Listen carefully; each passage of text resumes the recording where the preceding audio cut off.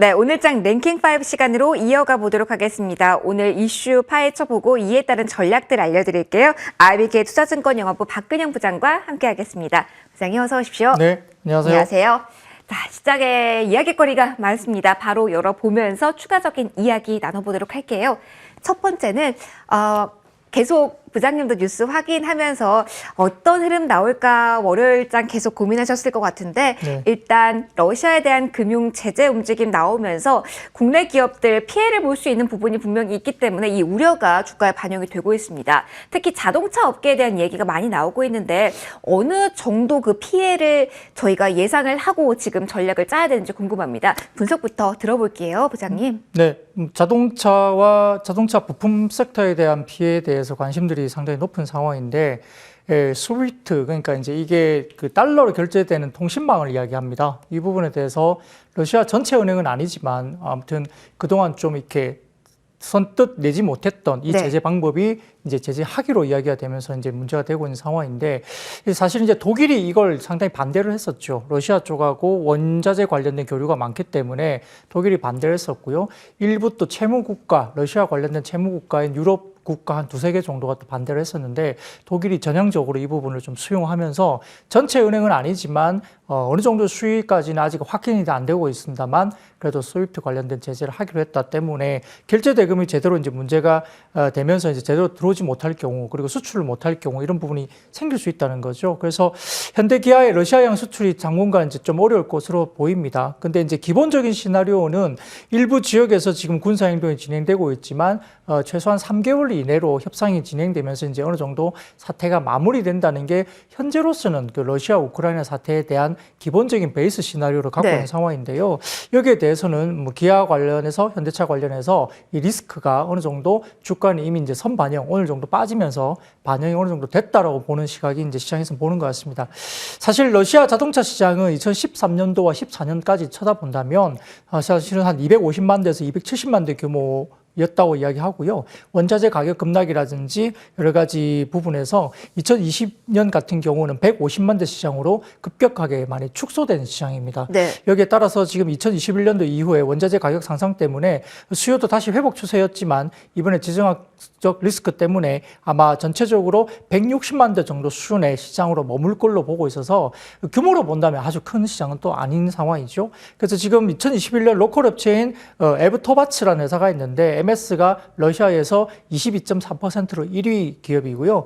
현대차 같은 경우는 18만 6천 대 정도로 MS가 11.2%, 네. 그 다음에 기아 같은 경우는 20만 5천 대 정도 수준으로 MS가 12.3%입니다. 그러니까 현대가 3위, 기아가 2위 정도로 러시아 시장을 갖고 있는데 지금 현대차는 러시아 공장 25만 대 정도 수준의 공장과 그리고 GM으로부터 인수한 공장이 10만 대 정도 규모인데 이 GM으로부터 인수한 공장은 2022년 올해 뭐 3월 초 뭐 이 정도에서 가동 것으로 되기 때문에 실제 가동은 할 수 있지만 아직은 크게 안 돌고 있는 공장이고요. 여기에 따라서 뭐 기아, 리오 같은 경우도 위탁 생산 중에 있는 시장으로 알고 있습니다. 따라서 현대차의 2021년 도매 판매 대수가 20만 1,000대 정도 되는데요.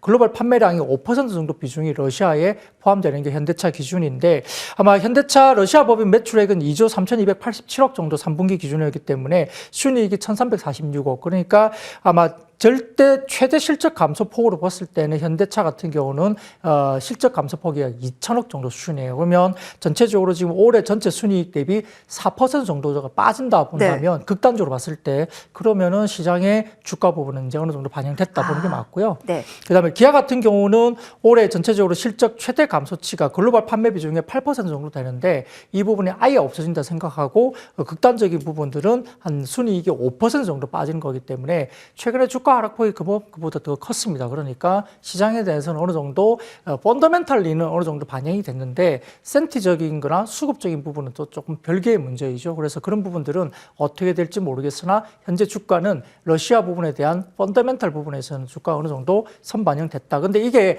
3개월 정도 내에 이제 주가 마무리된다는 가정하에 그렇죠. 근데 만약에 이게 극단적으로 더 길게 되거나 뭐가 되면 뭐 그 부분은 좀 더 여파는 클 수 있고요. 과거에 크림반도 사태 때 보면은 자동차 관련된 섹터가 그 전 해보다 그 해에 일어났던 그 해에 전체적인 뭐 이익 타격이 한 60% 정도 네. 타격을 받았다는 뉴스도 나왔었기 때문에 거기에 대한 센티가 좀 좋지 않은 상황입니다. 그럼 이 짧은 질문 하나만 드릴게요. 최근에 자동차주가 많이 빠졌는데도 추가로 내리고 있는 지금 이 구간이라서요. 리스크가 있음에도 서서히 자동차주 가격적인 메리트로 접근을 오늘 오후 해도 됩니까? 아니면은 기다리는 게 부장님의 조언일까요?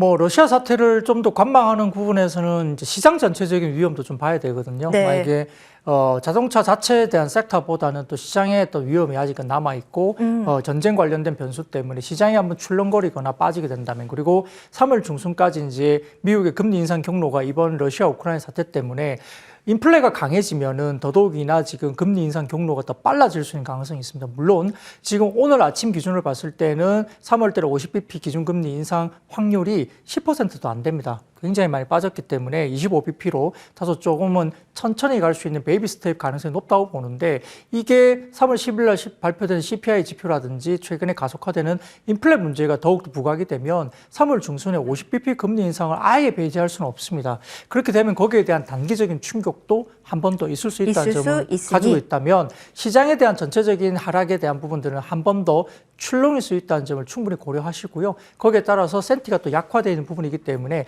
아주 급하게 사실 필요는 없습니다. 근데 하반기로 가면 갈수록 반도체 관련된 공급 이슈는 어느 정도 병목 현상은 완화될 수 있는 가능성이 열려있기 때문에 만약에 더 빠지거나 아니면 지수 자체가 2600 아래로 내려가면서 자동차 섹터 좀 더 조정을 만약에 받는다면 하반기 이후를 좀 바라보는 중장기적인 시각에서는 분할 매수 조건은 충분히 권고드릴 수 있을 것 같습니다. 대형주다 보니까 좀 시장과 연동될 수 있는 부분이 있으니 시장의 변동성도 같이 확인하면서 접근하는 게 좋겠다는 조언 주셨습니다. 자, 두 번째 이슈로 넘어가 보도록 하겠습니다. 두 번째와 세 번째 이슈가 좀 연결되는 부분이 있는데 일단 두 번째 원전에 대한 이야기부터 해보도록 하겠습니다.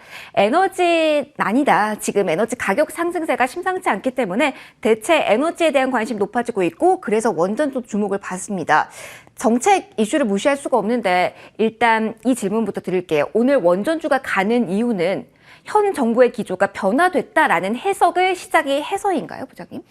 네, 뭐 기본적으로 우리가 원전이라든지 아니면은 뭐 다른 신재생 에너지 관련된 섹터가 지금 나쁘지 않은 상황입니다. 그 이유는 한 가지가 또 있죠. 왜냐면은 러시아 우크라이나 사태에서 결국은 이제 기존에 우리가 이제 그 기존에 우리가 갖고 있던 아주 고유의 전통적인 어떤 전력 관련된 산업들 이런 것들이 다소 좀 사라지면서 여기에 대한 독립적인 어떤 자원에 대한 부분들이 상당히 강조될 수밖에 없죠. 그래서 네. 새로운 신재생 에너지 관련된 쪽에 좀 더 포커싱을 맞춘 정책들이 굉장히 강하게 대두될 가능성이 높게 형성되면서 기존에 이제 탈석탄이라든지 이런 부분에 상당히 중요한 신재생 에너지에 관련된 센티가 강화될 수 있다는 정책적인 어떤 그런 흐름이 글로벌리 생길 수밖에 없죠. 네. 그래서 이제 이런 부분들이 반영되면서 원전도 그 하나의 축에 속하는데, 또 금요일 날 저녁이었나요? 그 문재인 대통령께서 어쨌든 에너지 공급난 현황 점검 회의에서 향후 60년 동안 원전을 주력 기저 전원으로 충분히 활용해야 된다는 언급을 하셨습니다. 그리고 신한울 1, 2호기와 그리고 신고리 5, 6호기는 가능하면 빠른 시간 내에 단계적인 정상 가동을 할 수 있도록 점검해 달라라고 주문을 하셨어요. 근데 이게 상당히 좀 중요한 이슈가 뭐냐 하면 지금 쟁점이 되는 신한울 3, 4호기 건설 재개에 대한 언급은 아예 없었죠. 그랬기 때문에 조금 네. 시장이 좀 혼란스러운 네네, 것도 같습니다만. 맞아요. 네, 그래서 네. 결국은 문재인 정부가 추진하는 탈원전 정책에 대해서 결국 변함은 없다라고 해석하는 게 맞지 않을까 싶습니다. 왜냐하면 새로운 어떤 기존에 이제 정지됐던 그런 부분에 대해서 신한울 1, 2호기 그리고 신고리 5, 6호기는 이미 9차 전력 기본 계획에 따라서 이미 계획에 있던 원전이었고요. 가장 쟁점이 됐다 아까 말씀드렸던 신한울 3, 4호기 건설 재개에 대한 언급은 아예 없었죠. 여기에 따라서 신한울 3, 4호기는 아마 6천억에서 8천억 정도의 공사비가 이미 투입됐고 공정이 10% 진행이 됐지만 문재인 정부에서 탈원전 정책 때문에 취소가 됐습니다. 이에 대해서 뭐 여러 지금 후보군들이 윤석열 후보나 이재명 후보가 이제 입장이 또 있기 때문에 네. 대선 이후에 또 이 정책에 대한 부분들이 어떻게 바뀔지는 아직은 미지수이고요. 변수가 남아 있습니다만은 어쨌든 지난 금요일 날 문재인 대통령께서 말씀하신 부분에 대해서는 탈원전 정책을 뒤엎는 그런 발언은 사실 아닌 걸로 봐야 되는 게 맞겠죠. 여기에 따라서 이미 언급이 된 뭐 한국전력이라든지 한전기술 그다음에 한전 KPS 이런 쪽에 실적 추정치의 펀더멘탈리 실적 추정치에 대한 영향은 사실 사실은 굉장히 제한적일 가능성이 높습니다. 그런데 이제 센티적으로 본다면 탈원전을 사서 계속 말씀하셨던 부분에서 이제 원전 관련된 부분들이 다시 이제 언급이 돼서 부각이 되다 보니까 네. 아까 말씀드린 대로 이 탈석탄 관련된 부분에서 글로벌리즘 정책적인 변화를 살 수 있고 그 이번 주 같은 경우는 또 EU 같은 경우에 새로운 어떤 정책, 그러니까 에너지 관련된 정책이 발표되면서 약간의 신재생 에너지 쪽에 힘을 굉장히 실어줄 가능성이 높게 점쳐지고 있어요. 이번 주에 EU 그런 쪽에서. 상황이 있군요. 예, 그런 부분들 때문에 원전 관련주들이 오늘은 어쨌든 강하게 튀어오르고 있는 상황인데 펀더멘탈리 본다면 어쨌든 국내로 한정을 하자면 네. 펀더멘탈리 본다면 문재인 대통령께서 말씀하신 부분들은 탈원전 기조를 뒤집는 그런 말은 사실 아니었다. 이렇게 바라보겠습니다. 정리를 좀 깔끔하게 해주셨는데 원전과 더불어서 세 번째 이슈 보고 추가적인 질문 또 드리도록 할게요. 자, 친환경 이 키워드를 계속 안고 있는 구간에서 부장님 약간 순환매가 이 안에서 도는 것 같아요. 금요일 날은 풍력 쪽이 강했다가 오늘은 상대적으로 수소가 강하고 또 원전도 같이 움직이고 있는 이러한 시점인데 그렇다면 대체 에너지 투자를 한다라고 한다면 그 중심을 투자 전략을 어떻게 세우는 게 좋을지 좀 조언을 좀 해주셔야 될 것 같아요. 어떻게 하면 좋을까요? 네, 말씀하셨듯이 이제 결국 이번 사태는 에너지 자립이라는 게 가장 각 세계 정부마다 굉장히 화두가 될 가능성이 높습니다. 그래서 에너지 자립에 대한 부분에 대해서 지금 천연가스, 밀, 반도체용 가스, 팔라듐 공급 문제가 벌써부터 이슈가 되고 있는 상황이고요. 특히 뭐 팔라듐 같은 경우는 지금 반도체에도 영향을 미칠 거라고 이야기가 계속 나오잖아요. 여기에 따라서 공급망을 역내에 두려는 움직임 때문에 교육량은 더더욱 감소가 될 가능성이 높죠. 그래서 기존 전통적인 에너지망에 대해서는 상당히 보수적인 정책이 상당히 강할 가능성이 높고요. 여기에 따라서 지금 이미 GDP 대비 수출 비중이 이미 고점을 치고 하락세로 나타내고 있는 상황이기 때문에 에너지 자립이 중요해지면서 석유, 가스 개발도 다시 활발해지겠지만 신재생 에너지 등에 관한 부분들이 글로벌 정책적으로 상당히 중요한 포지션이고 점점 더 돈을 많이 쓰고 정책이 앞당겨지고 네. 좀 더 강조될 가능성이 높겠죠. 여기에 따라서 결국은 작년 같은 경우는 국내 재생에너지 설치량이 4.8기가와트 정도 수준인데요. 이 중에서 태양광이 4.4기가와트로 92%나 차지했습니다. 그러니까 국내에는 신재생 에너지 중에 태양광이 거의 대부분 90% 넘게 네. 차지하고 있죠. 그래서 이런 부분들이 중요한 모멘텀이기 때문에 OCI가 됐든 물론 이제 OCI 같은 경우는 여러 가지 부분에서 이제 관련된 동력 관련된 에너지 자원에 관련 폴리실리콘 가격의 연동을 또 하겠지만 아무튼 국내에는 태양광이 아직까지는 가장 큰 화두로 집중되고 있는 신재생 에너지 영역군이고요. 그다음에 이제 발전 원별 불균형 해소를 위해서 해상 풍력 투자 그리고 정부 지원 확대가 진행되고 있고 올해 하반기부터 해상 풍력 착공이 확대될 것이기 때문에 해상 풍력과 관련된 부분들은 EU와 마찬가지로 국내에도 하반기 모멘텀이 강력하게 모멘텀이 다가온다는 부분이죠. 그러니까 이런 부분들의 시차를 두고 어떻게 가냐 부분인데 아까 말씀드린 태양광은 이미 좀 집중되고 있고 네. 풍력은 하반기에 온다. 그러면 이제 풍력 쪽에 조금 더 우리가 모멘텀을 가지고 현재 하반기를 바라보는 모멘텀이 좀 기다리고 있는 거고 EU 쪽이나 이런 쪽도 풍력 쪽이 좀 더 모멘텀을 갖고 있다는 점도 우리가 좌시할 수는 없는데요. 근데 이제 이런 그런 그 정책들은 결국은 민간 주도 사업이 아니죠. 정부 주도니까. 사업이고 여기에서 어떻게 정부가 의지를 가지고 거기에 투자를 하고 세제 지원을 주느냐의 문제이기 때문에 거기에 대한 의지를 그리고 정부 정책적인 지원의 제도가 어떻게 면밀히 되는지를 좀 보셔야 되는데 센티적으로는 어쨌든 신재생 에너지 쪽에 글로벌리 집중되고 있다는 점은 불명 사실인 흐름이 것 같습니다. 그쪽으로 흐르고 있고 하반기로 갈수록 풍력 쪽의 모멘텀이 대기하고 있을 수 있다라는 이야기를 해주셨습니다. 자, 이런 환경에 대한 키워드를 아는 현재 시점에 그럼 부장님 정책적인 모멘텀을 안 볼 수가 없습니다. 그래서 대선주 특히 저희 이제 정책에 좀 포커스를 맞춰 본다면 말씀해 주셨던 풍력 테마도 그렇고 원전도 모두 정책 카테고리 안에 들어가지 않습니까, 부장님? 네.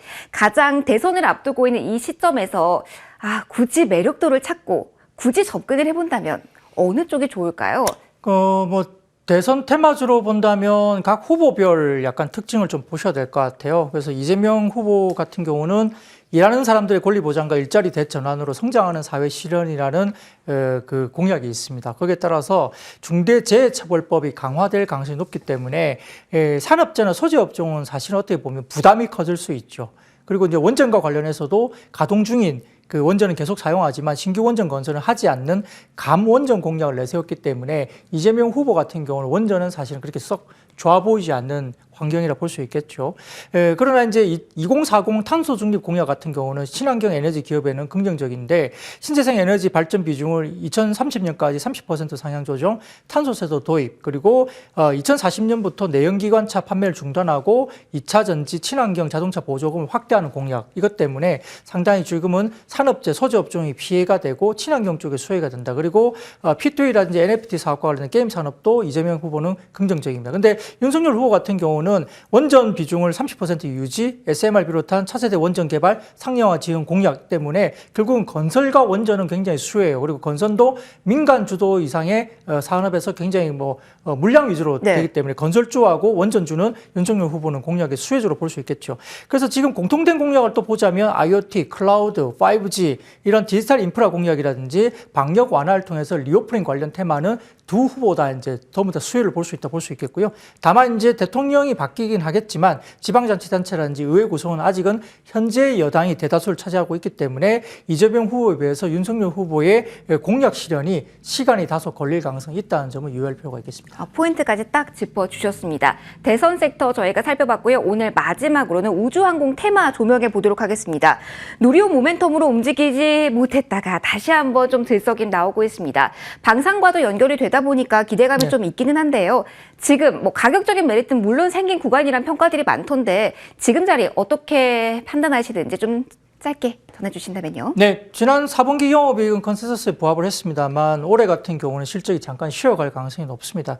올해는 영업이익이 3,650억 단위로 작년 대비해서 4.7% 다소 조금은 빠지는 국면을 볼 수 있는데요. 지금 정밀기계나 테크인 실적 부분이 다소 좀 부진하면서 영업이익 단위 소폭 쉬어가는 연이 될 수 있겠는데 근데 지금 12월 21일 호주 K9 약 9천억 원, 그리고 1월 22일 아랍에미레이트 천궁 PIP 발사대 4천억, 그리고 2월 22일 이집트 K9 2조 수주 때문에 2023년도부터는 굉장히 외형 성장이나 이익 성장이 굉장히 강하게 올 수 있죠. 그리고 엔진 부분 수주 확대도 긍정적인데 올해 같은 경우는 실적보다는 6월에 누리호 2차 발사, 그리고 호주의 그 랜드 400 5조 원 사업 우선 협상자 선정이 가능성이 있기 때문에 여기에 주목하는 모멘텀이 아직 남아 있습니다. 그리고 지금 방산 산업과 관련해서는 아까 말씀드린 대로 지금 신재생 에너지 쪽과 마찬가지로 글로벌리 지금 방산 쪽에 상당히 돈을 많이 퍼부을 수 있고요. 독일도 지금 오늘 뉴스에 따라서 방산 쪽에 추가적으로 돈을 많이 쓰겠다고 정책 발표가 나오고 있거든요. 그래서 방위 산업 쪽의 어떤 정부의 어떤 지출이 상당히 커진다는 점에서는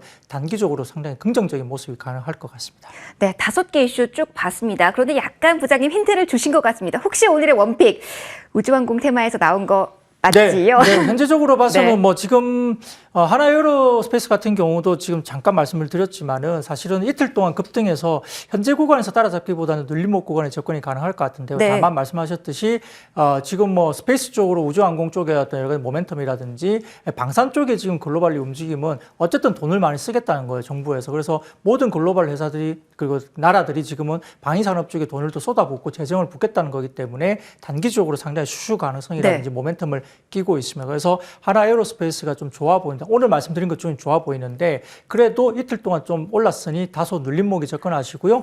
목표가는 6만 원, 그리고 손절가는 47,500원 말씀드리겠습니다. 네, 지금까지 IBK 투자증권영업부 박근영 부장과 이 시간 함께 하셨습니다. 오늘도 고맙습니다. 감사합니다.